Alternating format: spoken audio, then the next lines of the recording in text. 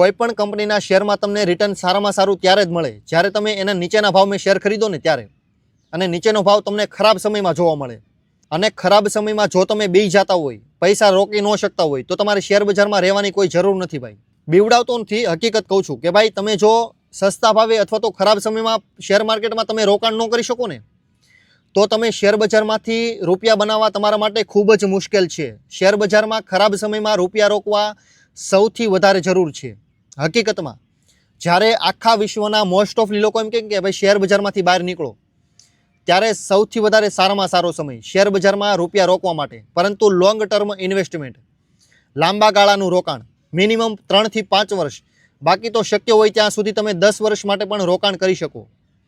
અગર તમે અત્યારે હાલમાં તમે રૂપિયા રોકો ને, તો તમારા આવનારા ટૂંકા ગાળામાં રૂપિયા સારા બની શકે. ગેરંટી નથી, પરંતુ એટલીસ્ટ બની શકે. જેટલું સ્ટોક માર્કેટ નીચે હોય, જેટલા તમે નીચેના ભાવમાં શેર ખરીદો ને, એટલો જ તમને રિટર્નનો રેશિયો સૌથી વધારે સારામાં સારો જોવા મળે.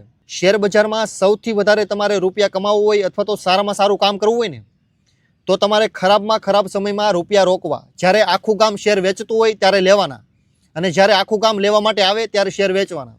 એકદમ સીધી વસ્તુ. આખી દુનિયા કરે છે એનું ઊંધું કરવાનું.